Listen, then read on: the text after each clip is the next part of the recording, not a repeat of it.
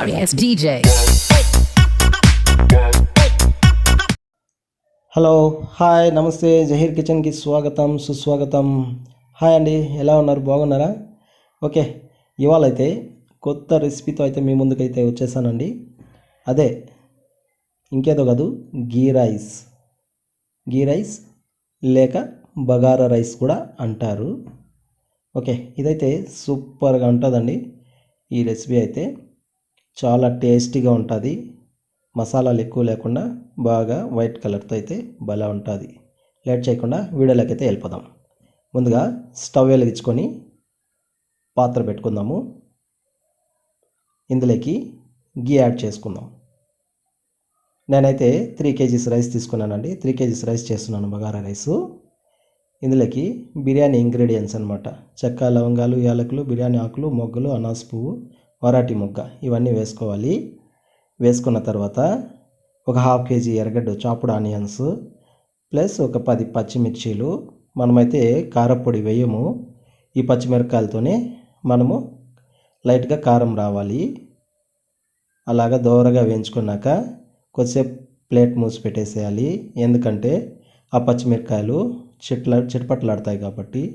తర్వాత అల్లం తెల్లగడ్డ పేస్టు, అల్లం వెల్లుల్లిపాయ పేస్టు యాడ్ చేసుకునేసేయాలి. కొద్దిగా వాటర్ వేసుకునేసి కొంచెంసేపు అలా తిప్పామనుకోండి, బాగా రోస్ట్ అవుతుంది. ఆ ఆయిల్ పైకి తేలేంత వరకు అందులోనే కొద్దిగా సాల్ట్ అయితే యాడ్ చేసుకునేసేయాలి. తర్వాత పుదీనా కొత్తిమీర కూడా యాడ్ చేసేసేయండి. అలాగే వేగుతూ ఉండాలన్నమాట. చూసారా, ఆయిల్ అంతా పైకి వచ్చింది కదా.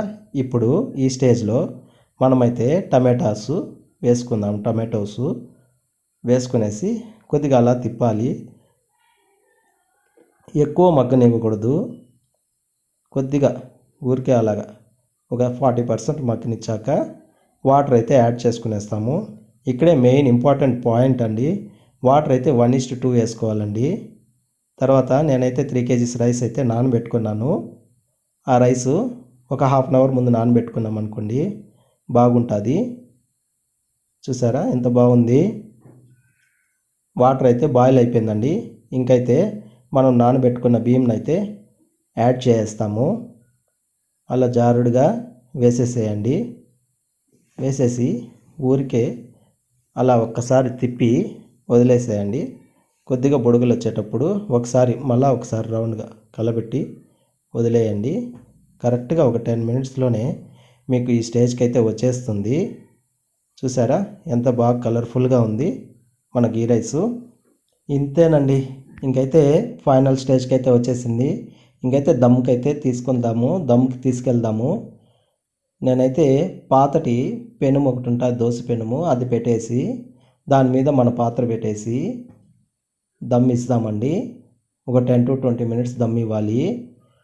దీని మీద కొత్తిమీర పుదీనాతో లైట్గా వేసుకునేసి ఇక్కడ మనం ఏం చేస్తామంటే కొద్దిగా మిగిలిన గీ ఉంటుంది కదా, ఆ గీని దీంట్లోకి వేసుకుందాం అన్నమాట.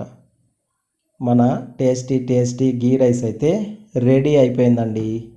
ఇంకా దీని మీద క్లోజ్ చేసి ఒక 10 minutes అలా లో ఫ్లేమ్లో మనము దమ్కైతే ఇచ్చేస్తాం.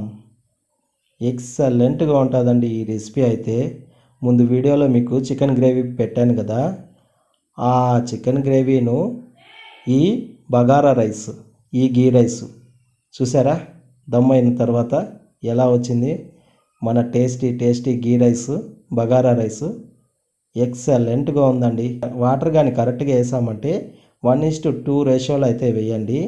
సూపర్గా వచ్చింది చూడండి, కలర్ఫుల్గా ఎక్సలెంట్గా ఉంది. నేనైతే టేస్ట్ చేశాను, సూపర్గా ఉంది. మీరు కూడా ఒక్కసారి చేసి ఈ రెసిపీ టేస్ట్ చేసి కామెంట్ సెక్షన్లో అయితే పెట్టండి. ఓకే, ఇంకా మరిన్ని మంచి వీడియోస్తో మీ ముందుకు వస్తాను. Until then take care, bye bye, see you. Keep watching Zaheer kitchens. Like, share, comment.